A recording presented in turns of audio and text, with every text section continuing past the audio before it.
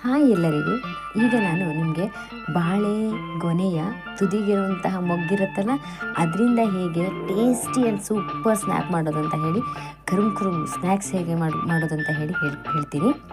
ಈಗ ನೋಡಿ, ಮೊದಲು ಆ ಬಾಳೆಯ ದಿಂಡಿ ಎದುರುಗಡೆ ಏನಿರುತ್ತಲ್ಲ ಅದನ್ನು ಬಿಡಿಸ್ಕೊಂಡು ಒಳಗಡೆ ಇರೋಂತಹ ಹೂವುಗಳನ್ನು ಬಿಡಿಸಿಟ್ಕೊಂಡಿರಬೇಕು. ಅದನ್ನು ಒಂದು ಕ್ಲೀನಾಗಿ ತೊಳೆದು ಒಂದು ಪಾತ್ರೆಗೆ ಹಾಕಿಟ್ಕೊಳ್ಳಿ.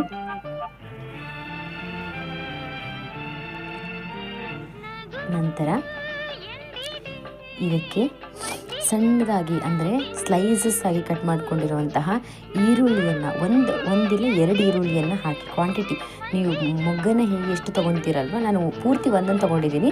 ಅದಕ್ಕೆ ಕರೆಕ್ಟಾಗಿ 2 ಈರುಳ್ಳಿಯನ್ನು, ಮೀಡಿಯಮ್ ಸೈಜಲ್ಲಿ 2 ಈರುಳ್ಳಿಯನ್ನು ತೊಗೊಂಡಿದ್ದೀನಿ. ನೀವು ನಿಮ್ಮ ಅನುಸಾರವಾಗಿ ತೊಗೊಳ್ಳಿ. ಹಾಗೆ 2 ಹಸಿಮೆಣಸನ್ನು ಸಣ್ಣದಾಗಿ ಕೊಚ್ಚಿಟ್ಕೋಬೇಕು. ಅದನ್ನು ಹಾಕಿ, ಹಾಗೆಯೇ ಒಂದು ಸ್ವಲ್ಪ ಕೊತ್ತಂಬರಿ ಸೊಪ್ಪನ್ನು ಹಾಕಿ, ಅದಕ್ಕೆ ಒಂದು ಸ್ವಲ್ಪ ಉಪ್ಪು ನಿಮ್ಮ ರುಚಿಗೆ ತಕ್ಕಷ್ಟು ನೋಡ್ಕೊಳ್ಳಿ, ಉಪ್ಪೆಲ್ಲ ನೋಡ್ಕೊಂಡು ಹಾಕಿ ಅದನ್ನು ಚೆನ್ನಾಗಿ ನೀರು ಬಿಡುವ ತನಕ ಚೆನ್ನಾಗಿ ಕಲಿಸ್ಕೋಬೇಕು. ಫಸ್ಟ್ ಮೊದಲಿಗೆ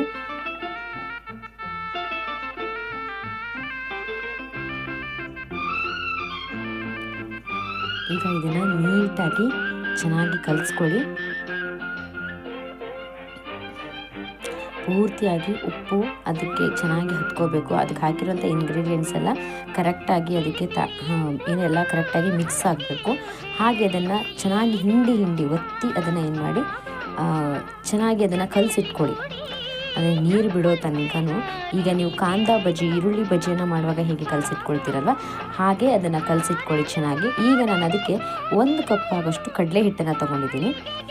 ಈಗ ಅದು ಚೆನ್ನಾಗಿ ನೀರು ಬಿಟ್ಟ ತಕ್ಷಣ ಅದಕ್ಕೆ 1 ಕಪ್ ಕಡಲೆ ಹಿಟ್ಟನ್ನು ಹಾಕಿ ಇದನ್ನು ಚೆನ್ನಾಗಿ ಹದವಾಗಿ ಕಲಸಿಟ್ಕೊಳ್ಳಿ. ಅಂದರೆ ಹೇಗಾಗಬೇಕಂದ್ರೆ ಗಟ್ಟಿ ಆಗಬೇಕು. ನೀವು ಏನು ಕಲಿಸುವಂಥ ಮಿಶ್ರಣ ಏನಾಗಬೇಕಂದ್ರೆ ಗಟ್ಟಿ ಆಗಬೇಕು. ಈಗ ಇದು ಚೆನ್ನಾಗಿ ಹೊಂದ್ಕೋಬೇಕು. ಕಡಲೆ ಹಿಟ್ಟು ಆ ಮಿಶ್ರಣಕ್ಕೆ ಚೆನ್ನಾಗಿ ಹತ್ಕೋಬೇಕು. ಆಮೇಲೆ ಸ್ವಲ್ಪ ನೀರು ಹಾಕ್ಕೊಂಡು ಕಲಿಸ್ಕೊಳ್ಳಿ. ಒಂದೇ ಸಲ ಜಾಸ್ತಿ ನೀರು ಹಾಕೋದಕ್ಕೆ ಹೋಗಬೇಡಿ.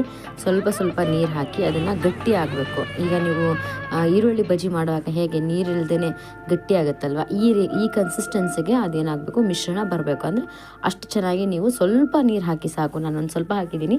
ಈಗ ಒಂದು 10 ನಿಮಿಷ ಅದನ್ನು ರೆಸ್ಟ್ಗೆ ಬಿಡಿ. ಈಗ ಚೆನ್ನಾಗಿ ಒಂದು ಬಾಂಡೆಯಲ್ಲಿ ಎಣ್ಣೆಯನ್ನು ಕಾಯೋದಕ್ಕಿಡಿ, ಮೀಡಿಯಮ್ ಫ್ಲೇಮಲ್ಲಿ. ಈಗ ಏನು ನೀವು ಕಲಸಿಟ್ಕೊಂಡಿರ್ತೀರಲ್ವ ಅದನ್ನು ಸ್ವಲ್ಪನೇ ಎಣ್ಣೆಗೆ ಬಿಡಿ. ಕಾದ ಎಣ್ಣೆಗೆ, ಚೆನ್ನಾಗಿ ಎಣ್ಣೆ ಕಾದಿರಬೇಕು.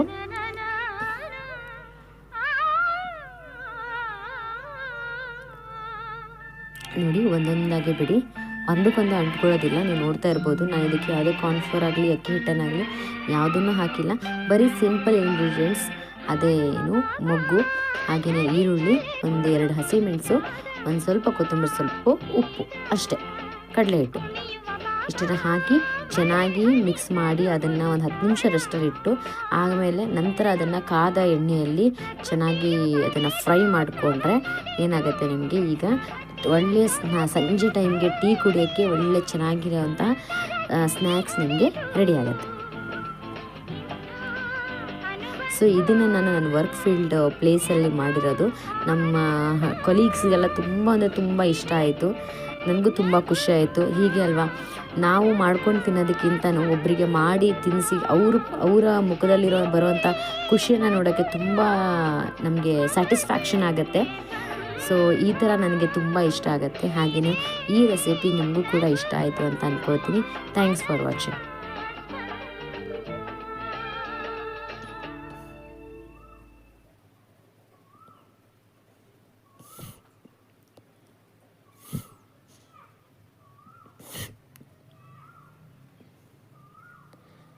ಈಗ ಒಂದು ಪ್ಲೇಟಿಗೆ ಎತ್ತಿಟ್ಕೊಳ್ತಾ ಇದ್ದೀನಿ.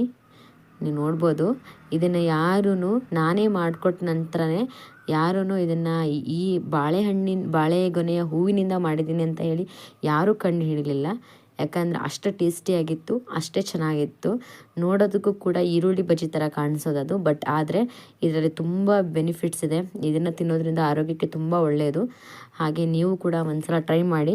ಇದನ್ನು ಬಾಳೆ ದಿಂಡನ ಮೊಗ್ಗನ್ನು ಒಗೆಯೋ ಬದಲು ಈ ಥರ ಮಾಡ್ಕೊಂಡು ತಿನ್ನಿ. ಸೊ ಇದು ತುಂಬ ಚೆನ್ನಾಗಿರುತ್ತೆ. Thank you.